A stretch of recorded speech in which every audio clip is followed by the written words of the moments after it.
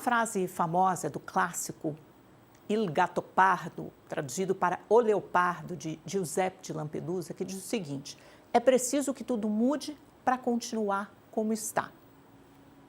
Cai como uma luva para o caso da Venezuela. Extraíram o ditador Nicolás Maduro e a primeira-dama, sua mulher, sua esposa, Cília Flores, mas foi mantida exatamente toda a estrutura de poder, os homens e mulheres fortes que mandavam na Venezuela, exatamente o mesmo governo ditatorial, agora sob nova direção. Delcy Rodrigues, que assumiu, tomou posse como presidente interina e era vice de Maduro e vem desde o início dos primórdios do chavismo mesmo, quando Hugo Chávez ascendeu, foi eleito presidente da República, tomou posse em 1999, e outras figuras fortes também desse movimento chavista, que é mais do que um governo, é um movimento chavista que durou durante toda a vida, e a trajetória política de Hugo Chávez e desencadeou em Maduro, e agora novos prepostos assumem os postos, os cargos de poder, ou continuam nos cargos de poder. A gente também tem o Diosdado Cabello, que já foi presidente da Assembleia Nacional, do Parlamento, hoje é ministro da Justiça e do Interior, tem o Padrino Lopes, que é o ministro da Defesa, tem o Jorge Rodrigues, que é o presidente do Parlamento da Assembleia Nacional.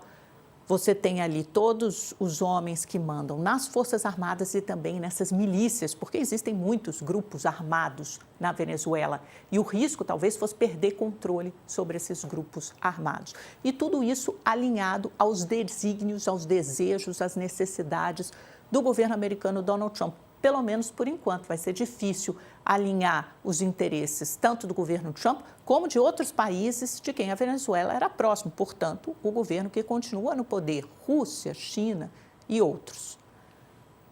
Atender, praticamente abrir o mercado da Venezuela para a exploração do setor privado das petrolíferas americanas. Esse é o objetivo maior de Donald Trump, além, claro, dos geopolíticos, em que o Departamento do Estado, por meio desse post, deixou muito claro ontem a implementação da nova doutrina que a gente pode chamar de Dawn Rule, vem sendo chamado assim no círculo diplomático e político internacional. Esse é o nosso hemisfério e o presidente Trump não permitirá que a segurança seja ameaçada. Uma foto dele, esse é o nosso hemisfério, o hemisfério ocidental. E por que isso é uma ampliação da doutrina Monroe, de meados do século XIX, que dizia que, basicamente, a América, para os americanos, a Europa, não iria se intrometer nessa esfera de influência, porque isso pertencia aos Estados Unidos, porque agora essa esfera, a fronteira, ela se amplia, é o hemisfério ocidental que os Estados Unidos estão falando, como uma esfera de influência muito direta, sem dividir, sem compartilhar isso com os tradicionais aliados europeus. Tanto é que ontem mesmo Donald Trump já ameaçou tomar o México, a Colômbia e a Groenlândia, ali um território autônomo governado, parte da Dinamarca. Então, estão aí o nosso caudilho, o nosso chefão do hemisfério atual. E ontem, no Conselho de Segurança da ONU, o Mike Waltz, que é um embaixador americano, representante nas Nações Unidas, disse que a operação na Venezuela, na verdade, era uma operação policial, com ajuda militar das Forças Armadas, mais uma operação policial para prender alguém, um ditador acusado de narcoterrorismo. A gente separou um trechinho. We are not occupying a country. This was a law enforcement operation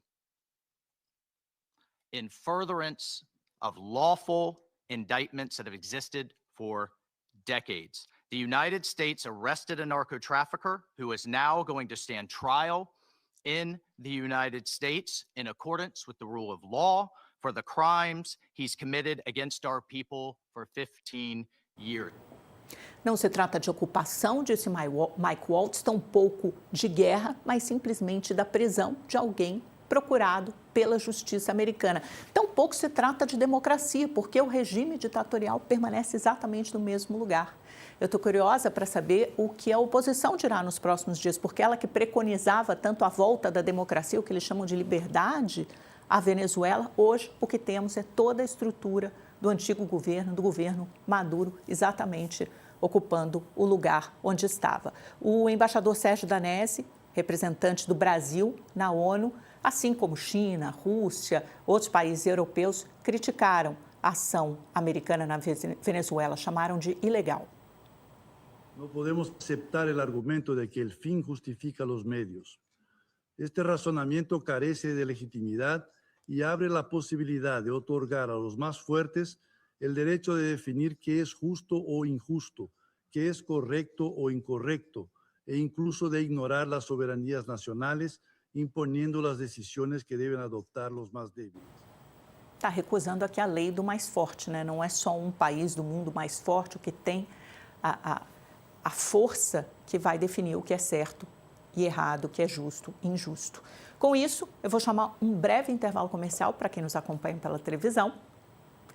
E para quem segue conosco no YouTube, te convido para acompanhar os mercados, como o petróleo fechou ontem, né? Porque era uma grande pergunta. Eu lembro que no mercado aberto, no comecinho, estava muito próximo à estabilidade, mas subiu com força, né? Esse primeiro movimento foi de alta. O tipo Brent, barril tipo Brent, que é referência para a Europa, subiu 1,66%, o WTI, referência para os americanos, subiu 1,74%, não quer dizer que esses índices se manterão.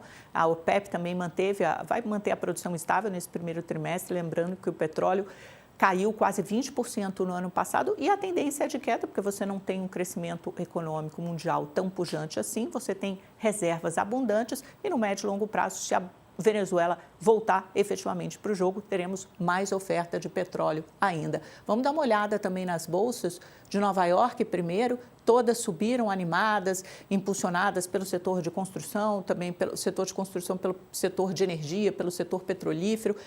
Tecnologia também, a Nasdaq subiu 0,69%, SP 500 0,64% e 1,23% de alta na Dow Jones. Aqui no Brasil, o dólar caiu um pouquinho, 0,34%, chegou a subir no começo do dia, mas depois os investidores foram para o risco, caiu 0,34%, terminou cotado a R$ 5,40, já o índice Bovespa subiu para 0,83%. E vamos dar uma olhada nos mercados hoje, não a Petrobras caiu, isso é um capítulo à parte, a gente vai mostrar já já. Tóquio em alta, aqui os mercados asiáticos também bem animados, todos com altas próximas a 1,5%. E por último, na Europa, os negócios começam o dia com vencimentos, com comportamentos mistos, né? Paris cai 0,27%, Londres, alta de 0,58%, Frankfurt sobe 0,12% e Madrid, leve queda de 0,03%. A gente separou uma página aqui da Folha de São Paulo que mostra o risco que a volta da Venezuela, da exploração, potencial exploração do setor privado da Venezuela, o setor petrolífero, impõe para a Petrobras. E é isso que a gente vai discutir, debater já já com o nosso entrevistado. Petrobras perdeu só ontem 6,8 bilhões de reais na Bolsa após ataques dos Estados Unidos. Se a gente pudesse subir um pouquinho a página, porque tem um gráfico aqui embaixo que fica muito claro.